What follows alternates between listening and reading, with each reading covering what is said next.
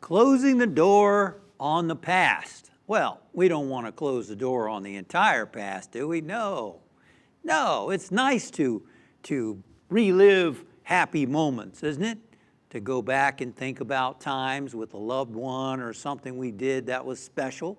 To remember that, I think that's a great thing. So you hear a lot about living in the moment and being here in the now, and I agree with that. And we can use the present moment to remember something in the past that was helpful or inspiring. It's also helpful to remember a time when you were successful at something. Let's say you've got to give a sales talk or a presentation or meet with someone in an uncomfortable conversation you've got to have, or any other thing. Maybe you're learning something new, taking classes, going on a date. Maybe it's been years since you've been on a date. For many, it's been at least about a year, almost a year and a half. So you can always go back and think about when you were successful in that experience. And that can give you confidence to move into this somewhat new experience with a sense of confidence. So no, we don't want to shut the door entirely on everything in the past. Psychology also talks about the benefit of savoring, looking through a photo album, looking at things that give you memories that you can savor. I mean, one of the joys of going on a vacation or going on a trip is not only the experience itself, but isn't it also when you come back home and you share it with people? You tell people about it. Yeah, that's part of the enjoyment of it. So yes, we want to live in the moment, and you can live your moment fully sometimes by savoring the past, remembering something pleasant from the past, boosting yourself with confidence by remembering success in the past. Those are all very, very powerful things that we can do. And when you hear the title, Closing the Door on the Past, we tend to think about something unpleasant, right? Something we would rather forget, something that was unpleasant. I mean, that is, some people carry that around with them a lot. They let it control their thinking. They return to that experience. Oh, I wish I don't know why I made that decision. That decision was very destructive to my life. I spent all that time on that thing and it didn't work out. That could be a lot of things, couldn't it? It could be a relationship, it could be a job, it could be any number of things. And so they poison their mind by reliving that and thinking about it a lot. And that's no small thing. And, you know, a friend could say, well, just stop thinking about that. Just quit thinking about it. Easier said than done, especially if it's taken root in you, right? If it's really something inside that you are still carrying around. And I could talk about why it's harmful to do that. Why relive something from the past when now is the only time there is, right? Einstein, there's only now. And even people who like to talk about past life stuff, some of them say that in a multi-dimensional world, all the past lives are happening right now. I don't understand that, don't get it, but the point is now, living in the now. And yet people are going back in their minds to the past. Regrets. If only I had done this or that, or what could I have done differently, or why didn't I do it this way, or I'm so sorry about thing that happened. A lot of people suffer with that. They experience anguish over what happened in the past. And as we know, there's nothing we can do about what happened back then, except learn from it and move on. Reliving it's not going to change it, is it? It's not going to change it. It's only going to make the present a little bit uncomfortable for us. So, yeah, there's benefit to changing how we think about that and dealing with it when it comes up again and we're so tempted to think about it, right? What is that in human nature that likes to make itself unhappy? Huh? What is that? Things are going along well. Maybe you're succeeding in your work or in your relationship, and then all of a sudden, that memory comes up. Something triggered the memory. Maybe you saw someone driving down a car in a car that you used to have when you were married to so-and-so, and now it triggered it out. Oh my God, that relationship that I was in, and it didn't work out, and it was divorce. See, that's what happens. See, it's not just one thing that happened in the past either. Here's the bad news. The bad news is we've got to close the door on the past every single day. Yeah. We've got to close the door every single day. It's not just one experience. It's not just some big thing that happened, a divorce, a bankruptcy, some kind of embarrassment. It's not just one thing that happened way back there that if we could just change our thinking about, then it'll be over and done with. No. What happens is we carry a lot of stuff from the past inside of us all the time. And we could deal with it the way I think a lot of, for example, Michael Jordan, arguably one of the greatest athletes of all time. He would play a basketball game, and when it was over, he would evaluate it, think about what he did well, and think about where he could improve, what he needs to practice, work on more. And he'd spend about 10 minutes doing that. And then when he was done, he'd move on. He'd move on. Now, I'm not saying we can do that with some of these big things, but there are a lot of little things in our life that we probably could do that with. You know, just learn from it and move on. That's the point, isn't it? And we are carrying a bundle of emotions that are buried inside of us that we've never dealt with.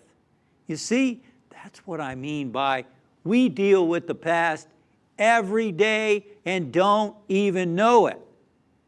Things trigger us and make us feel emotions, and we don't realize that it's connected with the past. Because that's what the mind is always doing, isn't it? It's always trying to heal itself.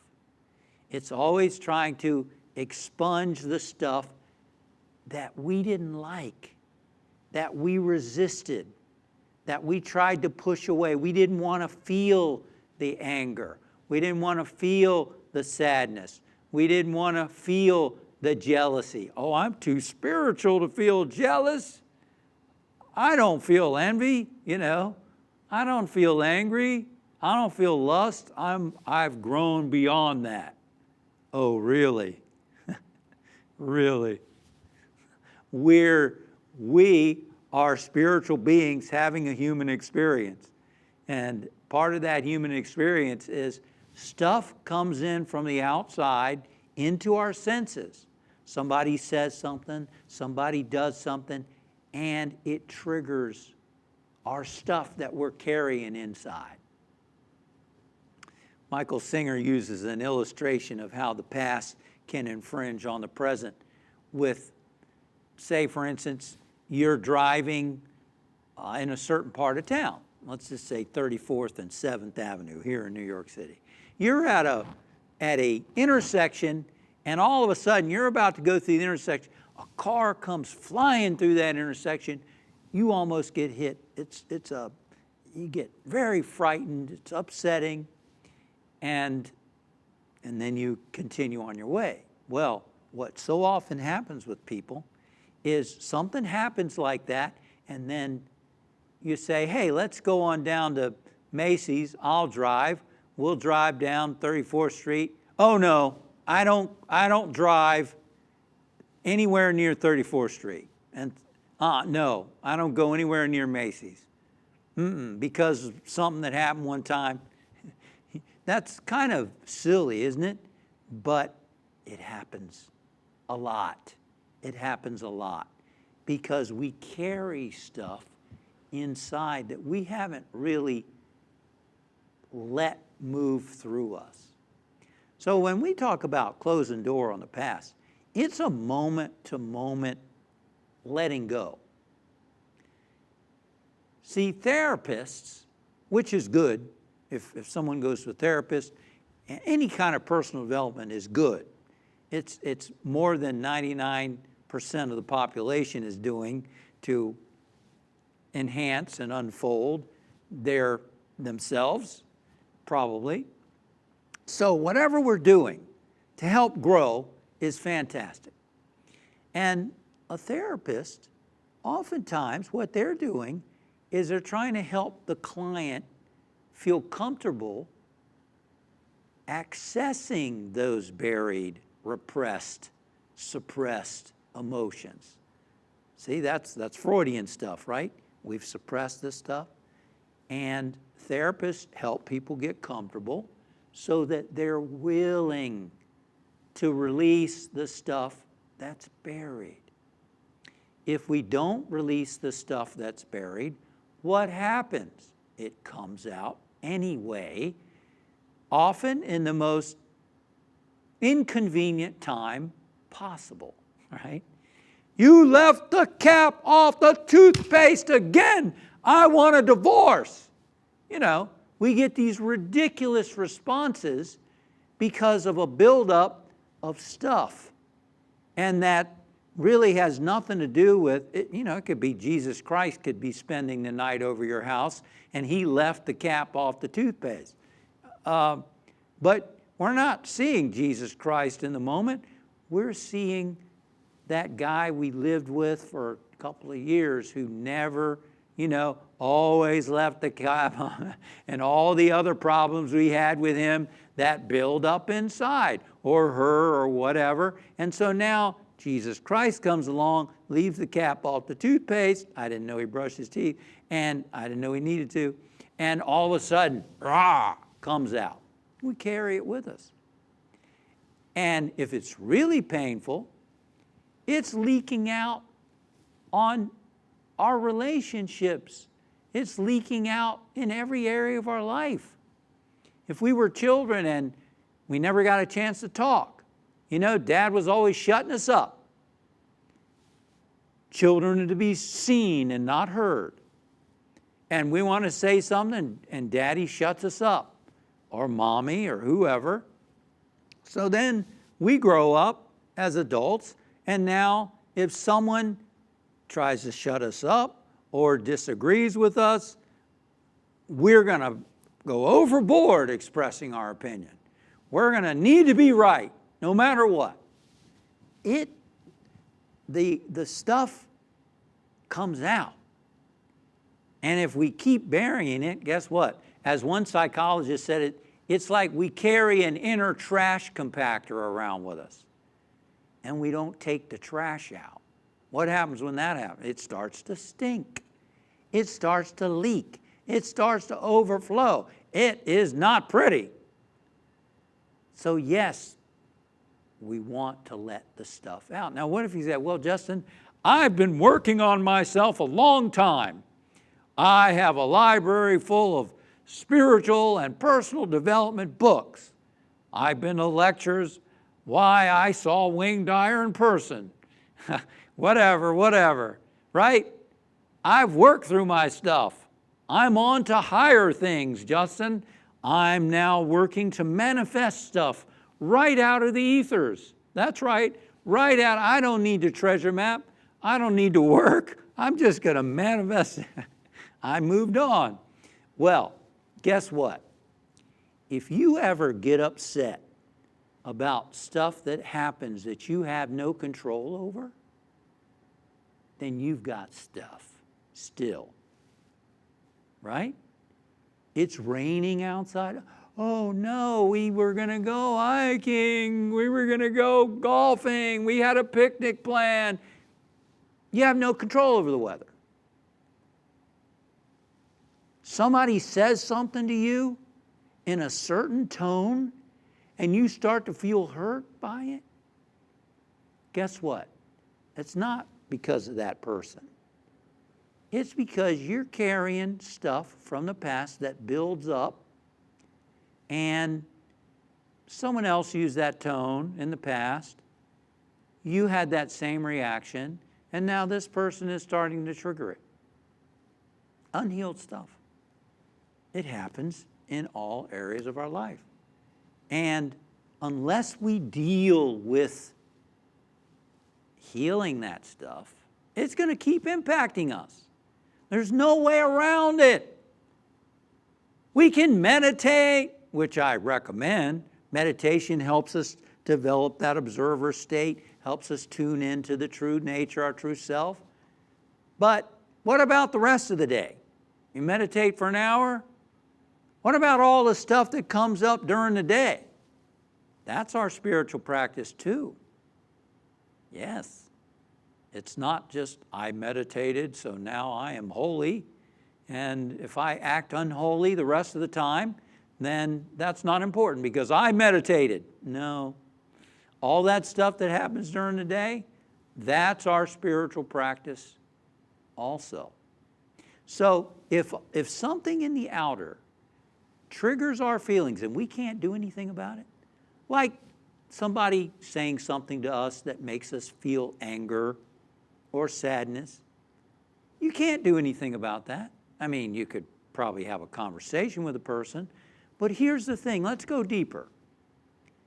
The sages and saints tell us that we are spiritual beings and our true nature is love and joy and peace and happiness. That's who we really are. That there is a river of joy flowing inside of you all the time. You are that. It's not something you get. Again, we're spiritual beings having a human experience. We're not human beings trying to become spiritual. You are spiritual. You are spirit. You are consciousness. Right? So, if I'm all that stuff, if I'm joy and peace and love and all that good stuff, why don't I feel it all the time? You do feel it though, at times, don't you? Anytime something triggers a feeling of love and joy or happiness inside of you, you're experiencing your true nature. Oh no, the ice cream made me happy. No, the ice cream didn't make you happy. Not everyone likes ice cream. I can't believe it, but that's what I hear. Not everyone likes ice cream. The ice cream make you feel happy and make someone else miserable, right? It's not the outer stuff. It just, what happens is the outer stuff triggers the joy that's always inside of us. See, that's the reality. So think about your highest moments in life. What are they? Your peak experiences. Can you remember a peak experience? Maybe the birth of a child, maybe you got married, maybe you got divorced. What was a peak experience for you? Maybe you won a certain award, maybe you won something. That is evidence of the joy that's inside of you. Why don't we feel that all the time? Here's why. As the sages tell us, because we're blocking it. That's right.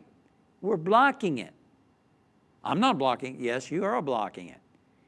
If you're not feeling joy and love and peace no matter what goes on around you, then you're blocking it. I'm blocking it. That's what the sages tell us. Jesus said, I've come that my joy might be in you and that your joy might be full. The man was being crucified on a cross and saying, it's okay. You're forgiven. It's okay. I have no problem. He was centered in joy and love no matter what. It was painful. Yeah, his body was suffering. but his spirit was in love. That's an example. So if we're not in that state all the time, it's not because there's anything wrong with us, other than we're blocking. We're holding the past to us because we have resisted emotions that came from experiences that we had, that we were afraid to have, and we suppressed it. Same is true for good stuff too. We clung to that. Oh, I want that feeling again. So then we spend our life trying to create that feeling again. How long do those feelings last? Not very long.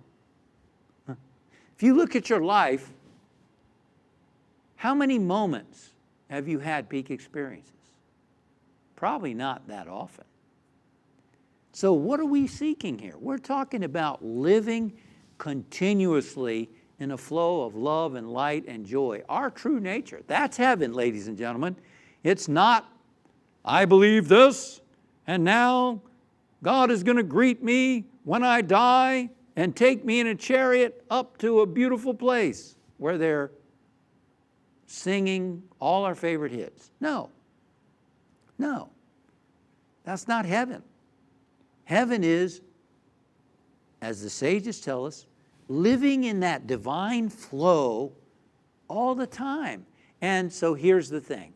We're blocking it, okay? Hopefully I've convinced you of that now. We're blocking it. And what happens is stuff happens in the outer world, and it's going to happen, isn't it? When we're living in the world, which we are, even if you don't live in the world, even if you go live at an ashram. By the way, I've lived at ashrams. You may know that already. I've lived in spiritual communities. They had just as many things going on there as anywhere else. It was not, you're hiding away from life. No, you're not actually. You're actually bunched up with a group of other people who have problems also. You're rubbing each other's stuff. It's amazing how much can come up in those situations. So whatever you're doing, relationships, work, whatever you're involved in, it's going to hit your stuff that you're carrying. Stuff that you built up from the past, right? Therapy wants you to get in touch with it. And that's good. I remember working with a therapist to deal with something that happened with my mom, and there was a moment where sadness was coming up, and she was like, guided me gently, okay, so let's, what's coming up for you? Well, I'm feeling sad about that, or feeling angry, and she had me, all right, well, after a few minutes of that, she's like, okay, that's enough. That's enough for today, for feeling that. Let's move on to something else. So she didn't want me to drown in all that emotion. So that's what a therapist can help people do, is to be open to heal that stuff that we've been carrying around inside of us. Well, so therapy can be good. However, perhaps the highest way that we can heal and deal with this stuff, I mean, some are into going back and trying to relive what happened, go back and think about it, journal about it, relive it. There are therapies that do that, and that can be very helpful. I know people who have been blessed by that. I've been helped by some journaling and working with some of that myself. However, there is perhaps a higher way. This is something that every one of us can do every moment. And that is, and it's simple. It's simple. I never wanted to do a lot of that stuff. I was always seeking some way that was easier. Why did I need to go through all that? God created me. God is in me, expressing as me. Why do I need to dig up stuff from the past to be healed? You don't. You don't. Here's what you do. When feelings get triggered inside of you, no matter what it is, our tendency is to then, we get uncomfortable and we want to fix it. We want to change that person, right? Well, if she would just speak to me with respect, then this would be okay. Or if he would just let me know when he's coming home from work so I can have dinner ready, or whatever it is. Who knows what it is? We want to change the outer. If I could only have the job, the dream job where I'm doing exactly what I want to be doing, then I'll be happy. Right? We try to fix the outer. I'm not saying there's not a place for that. But we're going very deep right now. We're talking about the highest way to be free from our past and to get in touch with heaven. Kingdom at hand, as he said. And that is, instead of doing that, when you feel uncomfortable, when something happens in the outer world, somebody says something, somebody does something, and you feel uncomfortable, and the tendency is to try to fix it, try to change it, try to make that person over so you don't feel the way you feel. If only he would treat me or do what he's promised to do or whatever, then I would be happy. Then I would be okay. Instead of going there, I mean, you might have to have a conversation or whatever for practical purposes, but we're talking about you psychologically, emotionally, spiritually. It's all the same stuff. Instead of doing that, you relax, meaning you don't try to change anything. You don't try to fix anything. Instead, you let the emotion flow through you. And you stay in that observer's place. You stay in that, however you want to call it, the seat of self, as the Buddhists call it, the watcher state, the witness state, where you let those emotions flow through you. In Zen, they call it walking the razor's edge. Because it's not fun. It's not fun. But we want to get to the place to where we can actually enjoy observing how our humanness is reacting. Because we're not our humanness, right? You're not your mind. You're not your body. You're not your personality. You are consciousness. You are spirit. You're a spiritual being, the image of God. So ultimately, we get to that place where we can observe ourselves reacting like a little brat. Or we observe ourselves feeling sad, feeling jealous, feeling anxious, feeling angry, feeling fearful. But it's not because of the outer thing. We're carrying it with us. We got a whole blockage. If we were totally free of all that stuff, nothing would bother us. Would it? No. Wouldn't bother us at all. We'd be full. We'd be whole. We'd be complete. We'd be happy. Nothing could bother us. We'd laugh at whatever happened. Be like Jesus. Father, forgive them. They know not what they do. That's how we would be. That's where we're headed. So when I say relax, it means don't wrestle with it. Don't go into your head and go, yeah, he shouldn't talk to me like that. How dare he or she or whatever. And relax. Relax. Meaning don't give it your energy. Don't give it your attention. Just like a dream. When you have a bad dream, you wake up and you go, let me tell you about this dream. Or you just say, oh, well, that was weird. Or that was interesting. You don't make a big deal out of it. Well, it may be that all the thoughts and feelings that we're having during the day are like the dream. It's our mind trying to heal us from that stuff. And we think, well, no, it isn't. It's that person who said what he said to me that made me angry. It's his fault. Guess what? It isn't. If we were centered in love and joy and peace and all that good stuff that we really are, what he said to us would be comical.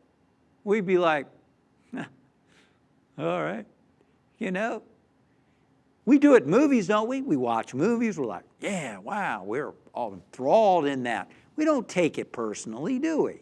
No, because it's a movie. Guess what? All this stuff that's happening in our lives, our feelings about it, it's not about them or that. It's about what's in us. Every time we allow ourselves to feel what's flowing through us without resisting it, without trying to change the outer world. Because look, if you try to change the outer world, guess what? It doesn't solve the problem. The problem is it's still inside of you. It's just going to come up again in a different way. You get that? Oh, I'm so lonely. I feel lonely. I need a partner. I need a spouse. I need a husband. I need a wife. I need a girlfriend. I need a boyfriend. And you get busy going out looking for that person. Doesn't solve the root of the problem.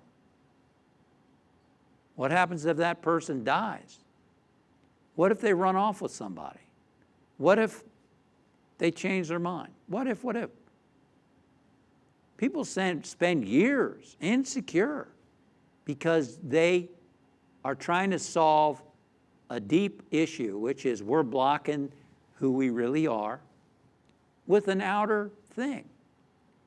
And so there are people who live their whole lives married, the person dies, they're lonely, they get a husband or a wife, and now they're not lonely, and guess what? That person dies eventually, and then they're lonely again. They didn't solve the problem. Yeah.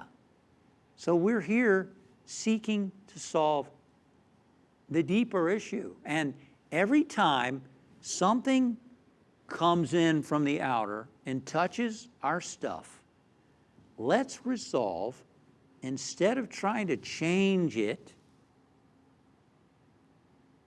instead of that being our first response, instead, let's relax, allow yourself to feel it, witness it. Don't jump into it with your mind. Don't try to, well, you shouldn't say that to me. I just had something the other day. I played in a golf tournament not long ago, and now that people are vaccinated, they put us in carts with people, and I got paired with somebody I didn't know. Fine, that's fun, that's part of doing it. And about the third hole or so into the round, it's a tournament round, right? We're competing against each other, basically, in a whole field of people. About the third hole in, I'm driving the cart.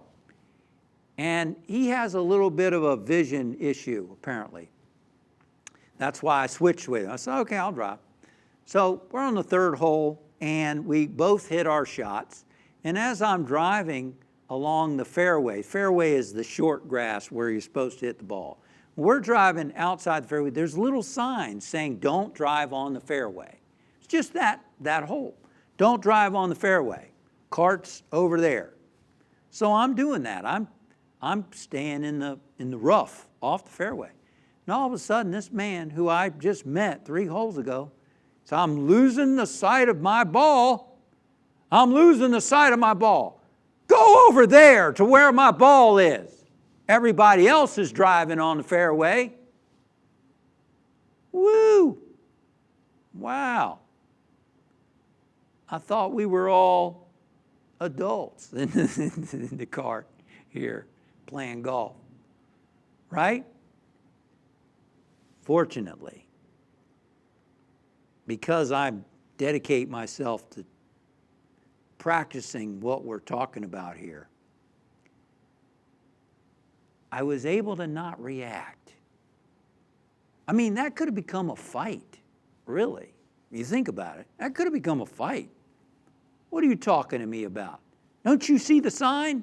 Sign says don't drive in the fairway. Talk to me like that. Go get your own ball. You know, it could have gone any number of ways.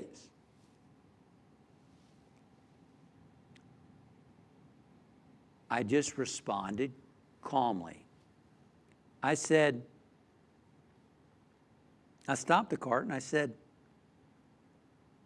I'll tell you what, I'll let you drive the cart over to your ball if you want to do that. And I'll get out. So I got out and I walked. I wasn't going to break the rules because he wanted me to break the rules. I wasn't going to break the rules because everybody else was breaking the rules. I was the one driving the cart. Guess who was going to get was going to hear from the authorities, we're a guest at this country club for this tournament. Guess if someone caught us driving on the fair, guess who would get it? It would be the driver, wouldn't it? Oh, but he wanted me to drive on the fairway. No, that's no excuse. I was driving, so I let him take the cart. And it worked out fine. He came back, I got in the cart, I started to drive again. No problem. No problem. A hole later or two, he said, I didn't mean to talk like that. And then he went in to explain some physical issues he has with walking and so on and so on. And I said, okay, now that I know that, I don't mind breaking some of these rules if it's going to help you get to your ball better. If I'd have reacted because I got stuff in there, someone who talked to me in that tone in the past, and I react to that, right? Isn't that what happens? We've built up anger and stuff from people who've talked to us like that in the past. And how dare somebody talk to me like that now? You know, people who've been disrespected in the past, they interpreted people's behavior as disrespecting them. Then if they hear anybody's tone of disrespect, what happens? All that stuff comes up. That's why you read about people who are arguing about something. I mean, we see it in the news, don't we? Somebody having an argument, guy goes out, gets a gun. It's not about that argument. It's about a buildup of anger from the past. It's a buildup of beliefs from the past. And it all comes out. So, as you and I, and hey, that was a stranger, right? This is somebody I just met. Let's face it, it's easier to do it with a stranger than it is with the people you know the best. Isn't it? It's easy. That's why my mom used to preach to me when she was probably trying to control me or really had made a good point. Justin, charity starts in the home. Charity starts in the home. If she thought I was not treating her the way I should treat her, she used that good old Jewish guilt. Charity starts in the home. And she was right. Charity starts in the home. It's the people we're close to where the real practice comes in. The people who know us the best, the people we spend the most time with, the people that we call our family, our friends. That's when our stuff gets pushed. And that's where we can also practice this. Practice it on the little things, though. Practice it in little things. You know, you're about to get on a subway train and someone jumps in front of you. Or you're driving down the highway and someone is going really slowly or cuts you off. Or it's raining. You had plans this weekend. It's raining. Practice with that. Notice your feelings. Relax around it. And then as you do that with little things, guess what? The bigger things become easier and easier and easier. And over time, we become freer and freer and freer.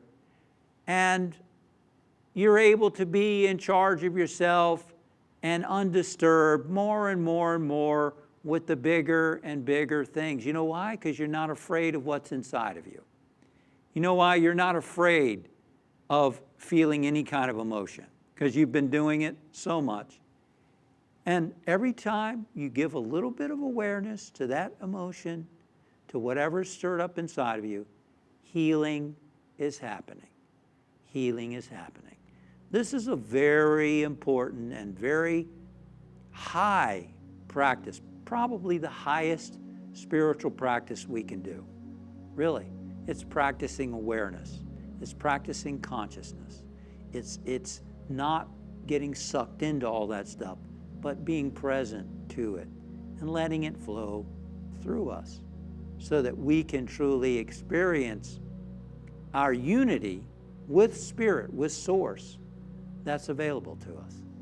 And we find that we get happier and freer as time goes on. And eventually, as the sages tell us, nothing's going to bother us. Boy, as Yogananda said, peace amidst the crash of breaking worlds. Sometimes it feels that way, doesn't it? Crash of breaking worlds. Well, we can handle it with these tools. Let's get still now. Thank you, Father, Mother God, for your presence. We acknowledge that each and every moment is sacred. Each and every moment could be our last breath. We don't know. It has been for many people. They didn't know it was their last breath. And we're happy to unfold the reality of who we are. Beings of joy, beings of love, beings of light. And we're happy to be present to that unhealed stuff as it comes up.